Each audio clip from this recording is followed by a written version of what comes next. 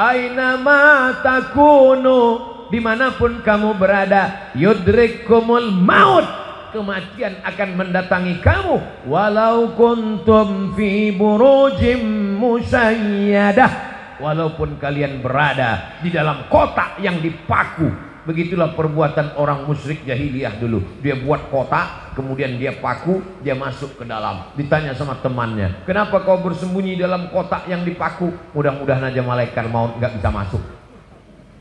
Siapapun akan mati menghadap Allah. Michael Jackson masuk ke dalam kotak hampa udara, berharap tidak mati, mati juga. Semuanya akan menghadap Allah. Tinggal lagi apa yang akan kita bawa menghadap Allah. Ini pelajaran yang kedua dari buku belah buku kisah saat maut akan menjemput. Wa kafa bil mauti wa'izah. Ada nasihat yang tidak bersuara, ada nasihat yang bukan khutbah, bukan ceramah, bukan tausiah, bukan tazkirah. Dia diam 1000 bahasa. Nasihat itu bernama mati. Siapa yang menasihati Ustadz Abdul Somad? Nggak ada. Nggak ada orang menasihati saya sampai sekarang. Saya datang ke Kiai, Kiai tolong nasihati saya. Saya kalau tausiah, saya cari para alim ulama yang tua-tua, yang sepuh-sepuh, minta nasihat, minta doa. Mereka nggak kasih nasihat. Mereka katakan, ya Ustaz sudah tahulah, sama-sama saja kita berdoa kepada Allah. Nasihat yang paling dalam yang masuk ke dalam otak dan hati saya adalah ketika melihat orang mati terbujur kaku, yang selama ini dihormati, dibanggakan, dimuliakan, disanjung tinggi. Kalau datang disambut dengan baleho dan karpet warna merah, tapi lalu kemudian ketika mati menghadap Allah terbujur di ruang tamu dan tidak sampai 24 jam dibawa keluar. Rumahnya rumah dia, yang membangunnya dia, yang beli tanahnya dia, yang cari arsiteknya dia, yang mengumpulkan uangnya dia. Tapi kalau sudah meninggal dunia, sejengkal pun di rumah itu tidak ada yang bersedia menampung dia. Tempatnya tetap di TPU, tempat taman pemakaman umum. Ada rumah yang dibangun, ada rumah yang dikendalikan, ada rumah yang diatur. Sekian tahun nabung untuk buat rumah. Rumahmu berapa harganya? 3M. Wow, hebat sekali 3M. 3 kali minjam. Ada rumah yang tidak pernah kita lihat, rumah yang tidak pernah kita jenguk, rumah yang tidak pernah kita pedulikan, tapi kita akan tinggal di sana. Lebih lama di rumah kita atau di taman pemakaman umum? Saya tanya sekali lagi, lebih lama tinggal di rumah yang kita bangun atau lebih lama di kuburan? Lebih lama di kuburan. Di rumah kita paling kita tempati. Ada orang menempati rumahnya sampai 100 tahun? Nggak ada.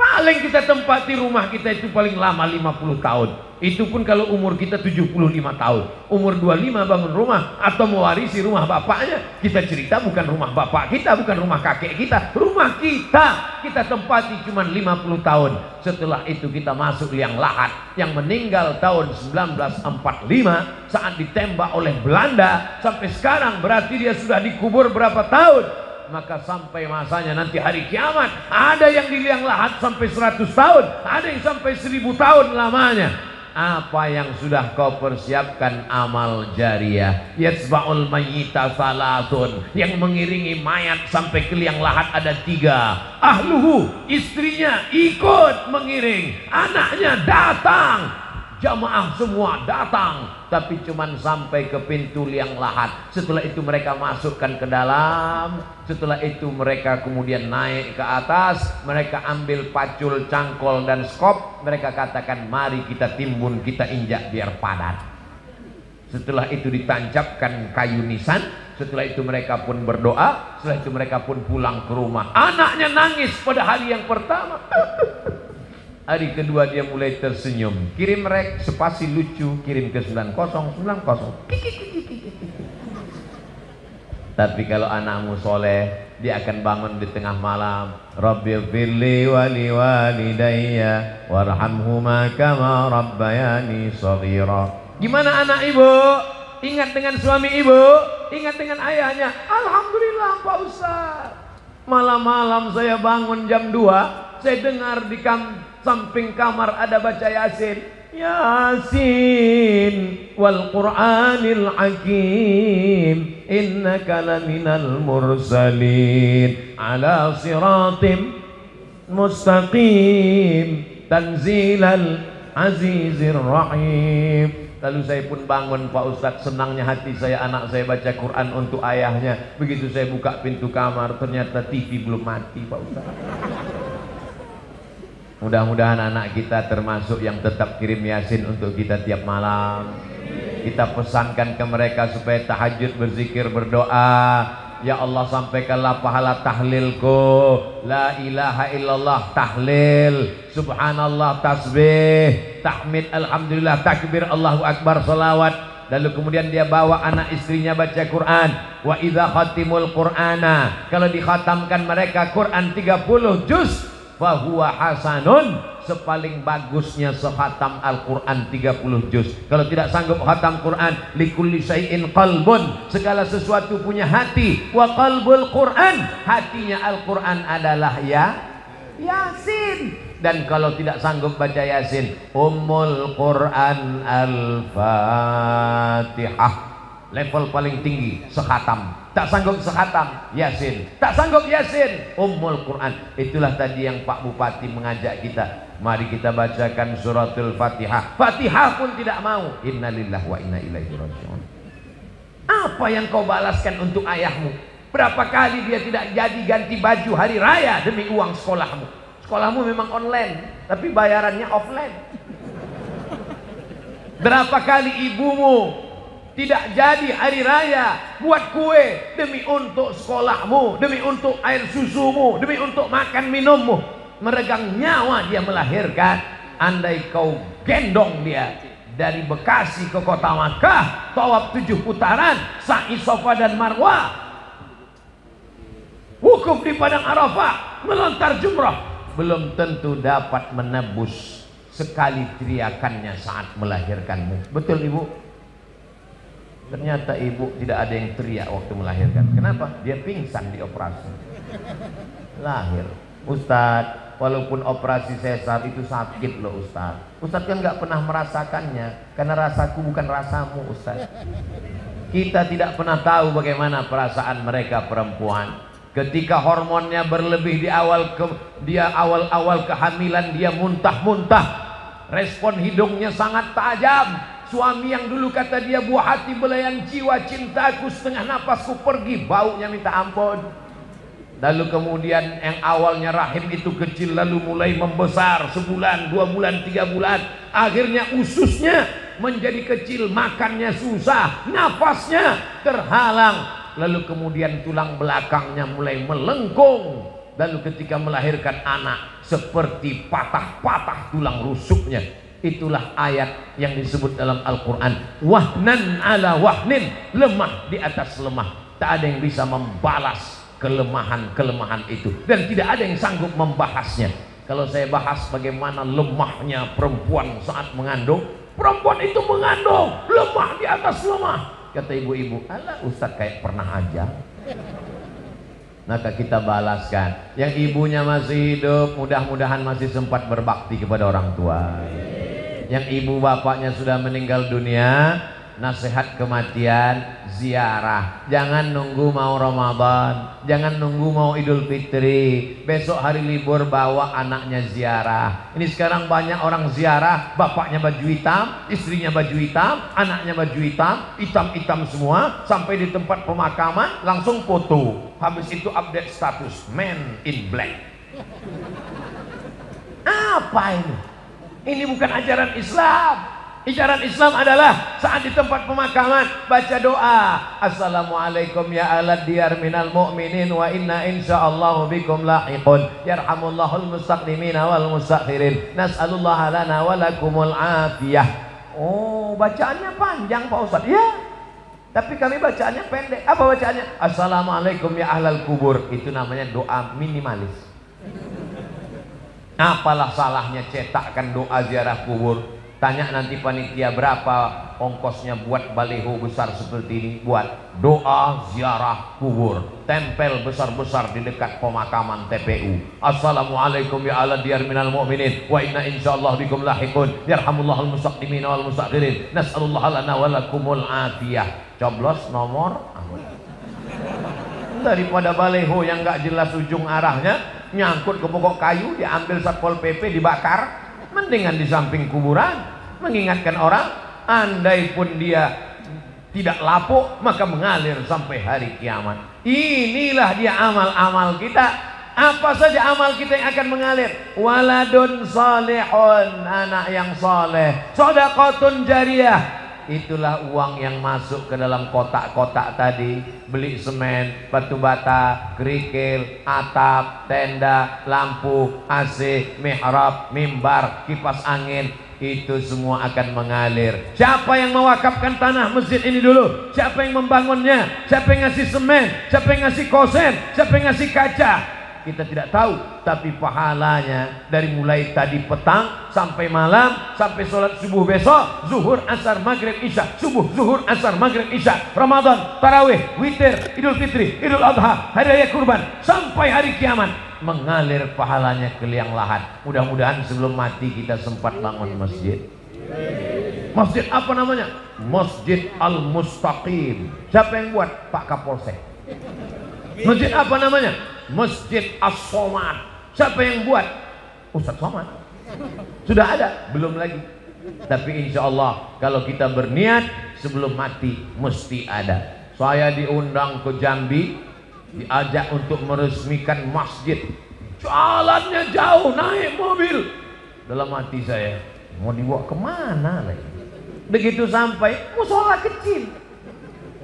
Ya Allah, apa kelebihan musola ini? Apa kelebihannya? Berikut ini mari kita dengarkan kata sambutan dari Bapak Kapolsek. Saya sebagai Kapolsek, kumisnya melintang. Saya sebagai Kapolsek di tempat ini, Pak Ustadz, risau karena tidak ada tempat sholat. Orang sholat di kamar. Maka saya kumpulkan di antara anak-anak buah saya. Kita beli semen, batu bata, akhirnya jadilah musola ini. Dan saya bertekad kalau siap, yang meresmikannya adalah Ustadz Somad. Oh, begitu kronologisnya. Dan orang tidak berani nolak. Kasih semen, siap. Jadilah musola. Jabatanmu tak lama, tapi yang kekal abadi adalah masjid. Presiden kita, proklamator kita, Insinyur Soekarno, cerdas. Di saat Indonesia tidak semakmur sekarang, uangnya tidak banyak, baru saja diserang oleh Belanda dan Jepang, dia sempat berpikir untuk membangun masjid terbesar di Asia Tenggara. Itulah dia Masjid Istiqlal. Sampai Presiden Amerika pun masuk ke dalam. Semua orang-orang yang masuk ke dalam Masjid Istiqlal itu kalau masuk berdecak kagum seperti melihat kucing. Wow, amazing, kata dia. Apa amazingnya? Tiangnya banyak sekali. Luar biasa. Sampai sekarang mengalir pahalanya sampai hari kiamat. Berganti lagi zaman. Akhirnya setiap kabupaten, setiap kota di Indonesia ada masjid, punya ciri khas, punya ciri khas. Apa dia? Bangunannya tidak pakai kubah, tapi pakai atap seperti masjid kerajaan Islam Demak, bangunan Wali Songo. Dan itulah dia sampai sekarang disebut dengan Masjid Muslim Pancasila. Sampai hari kiamat akan mengalir pahalanya. Maka kita pun berpikir, jangan mati sebelum bangun masjid. Saya nggak bisa bangun masjid, Pak Ustadz. Bangun musola, nggak apa-apa. Surau, Pak Ustadz, oke. Langgar, Pak Ustadz, nggak apa-apa. Orang Jawa dilanggar nggak mati, karena dia berzikir di dalam langgar, dalam surau. Hanya saja surau, langgar, dan musola tetap di dalamnya usolli sunnatan tahiyatal masjid, karena di sana ada sholat 5 waktu, subuh, zuhur, asar, maghrib, isya. Bedanya cuma nggak ada sholat Jumat. Di masjid kita ini ada, ini surau apa langgar apa musola? Ini masjid. Dari mana Ustaz tahu masjid? Ada mimbarnya, ada sholat Jumat. Di tempat kami ada mimbar Pak Ustaz, tapi nggak ada sholat Jumatnya. Berarti itu mimbar dangdut. Mimbar tempat khotib naik ke atas menyampaikan khutbah. Usikum wa nafsi bitaqwallah. Aku pesankan kepada kamu, takutlah kepada Allah. Laki-laki yang gagah perkasa, sehat, tidak musafir, tidak sakit, maka dia mesti mendengar wasiat takwa yang disampaikan dari mimbar. Kenapa tabligh akbar kita tidak dibuat di dalam masjid? Barulah sadar, karena kalau dibuat dalam masjid tidak muat. Ini masjid nampaknya kekurangan, bukan kekurangan jamaah. Banyak sekarang masjid kekurangan jamaah, tapi di Bekasi masjid kekurangan tempat. Insya Allah panjang umur sehat badan, masjid ini semakin besar insya Allah. Amin. Kalau mau tahu berhasilnya tabligh akbar malam ini, lihat subuh besok. Kalau subuh besok sopnya bertambah, berhasil. Tapi kalau cuman pemain inti yang azan tetap itu, as-salatu khairum minan naum, hancurlah kita. Tapi begitu besok as-salatu khairum minan naumnya luar biasa. As-salatu khairum minan naum. Semua anak-anak bang, datang dia ke masjid semua. Alhamdulillah Pak Ustadz, sejak Ustadz Somad tausiah kemarin, anak saya rajin sholat duha Pak Ustadz. Cuman ada yang mengganggu pikiran saya. Kenapa Bu? Doanya pakai kunut. Itu namanya subuh kesiangan Bu. Pas ditanya sama ibunya, kenapa kamu sholat subuhnya jam 8? Masih syukur aku sholat subuh, kawanku gak sholat sama sekali. Ini logika terbalik, otaknya sungsang. Kalau mau lihat dunia boleh lihat ke bawah, tapi kalau untuk akhirat, lihatlah orang yang istiqomah ke masjid subuh, zuhur, asar, maghrib, isya, masjid ke masjid. Lihat tuh anak muda ke masjid terus, tertulis di bajunya biker subuhan, zuhur hilang. Sedangkan subuh yang berat lawan ngantuk aja dia datang. Sedangkan subuh yang matanya lelap tidur pulas mengigau tetap dia lawan datang ke masjid. Apalagi zuhur asar yang melek.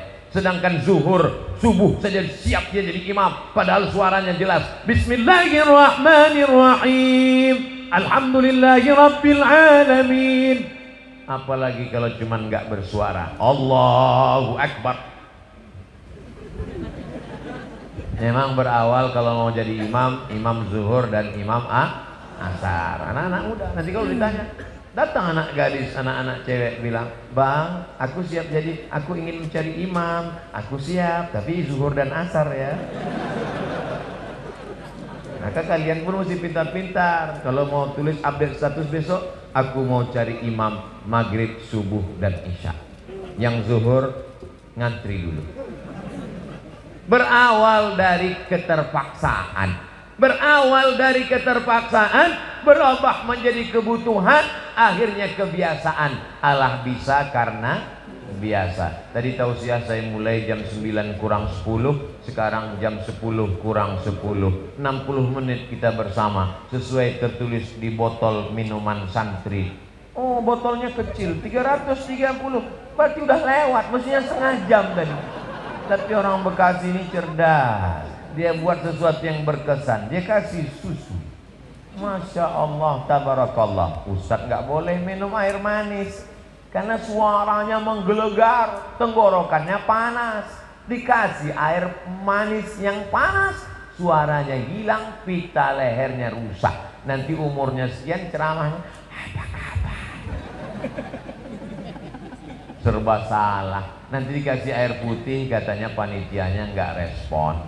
Dikasih air susu, air teh, katanya wah susah sekali Ustaz Abdul Somad ini. Enggak, Ustaz Somad tidak pernah mempersulit, mempersusah orang. Kalau bisa dipermudah, kenapa dipersulit? Yassiru, mudahkan urusan orang. Ngundang Ustaz Abdul Somad nggak perlu pakai proposal. Ngundang Ustaz Abdul Somad katanya sulit, mesti kirim DP, mesti pakai pesawat kelas eksekutif, mesti dijemput dengan private jet, mesti dijemput. Hoax, bohong, penipu. Ustaz berapa kali datang ke Jakarta dalam setahun? Jabodetabek, Jakarta, Depok, Bogor, Bekasi, setahun datang 3 kali. Berarti 4 bulan sekali. Selama 4 bulan datang 3 hari. Tausiahnya 1 hari 3 kali. Jumat, Sabtu, Ahad. Jumat 3 kali, pagi, siang, malam. Sabtu 3 kali, pagi, siang, malam. Ahad 2 kali, pagi, siang, besok pulang. 3 kali, seperti makan obat. Bapak Ibu yang dimuliakan Allah Subhanahu wa taala, kebersamaan kita malam ini di halaman masjid mudah-mudahan membawa kita istiqomah, anak-anak kita menjadi anak para penghafal Quran. Apa yang disampaikan Ustaz Abdul Somad waktu di Bekasi, silaturahim. Yang kedua, ingat mati. Yang ketiga, bagaimana menyelesaikan masalah di negeri kita ini. Ingat ketika negara Palestina dijajah, ketika itu seorang ulama besar bernama Imam Abu Hamid Al-Ghazali meninggal tahun 1111. Mudah ingatnya, 1111. Banyak orang mengkritik Imam Ghazali. Kenapa dia tidak ikut berperang melawan tentara yang menjajah Palestina? Imam Al-Ghazali menulis kitab Ihya Ulumuddin. Palestina dibebaskan oleh Salahuddin Al-Ayyubi. Salahuddin, orang barat susah menyebut Salahuddin, menyebutnya Sultan Saladin. Salahuddin Al-Ayyubi. Kapan Salahuddin Al-Ayyubi lahir? 1138. Ingat itu. Ternyata doa dari seorang ulama yang mustajab wali Allah melahirkan seorang pemimpin yang luar biasa. Urus saja salatmu, urus zikirmu, urus makanan halalmu, anak-anakmu ini akan menjadikan negeri ini baldatun thayyibatun wa rabbun ghafur. Kalau engkau sibuk komen dengan medsos, kau akan kalah dengan buzzer, karena mereka punya akun banyak luar biasa. Jadi kami nanti kalau Ustaz Somad dicaci maki gimana? Kalau kau sanggup balas, berikan klarifikasi. Kalau kau tak sanggup balas, doakan kepada Allah. Allahumma hdi qaumi fa innahum la ya'lamun. Tapi kami nggak tahan Pak Ustaz, emosi kami Pak Ustaz. Kalau nggak tahan nggak usah main handphone. Daripada jantung koroner nggak mati, cuman setengah mati.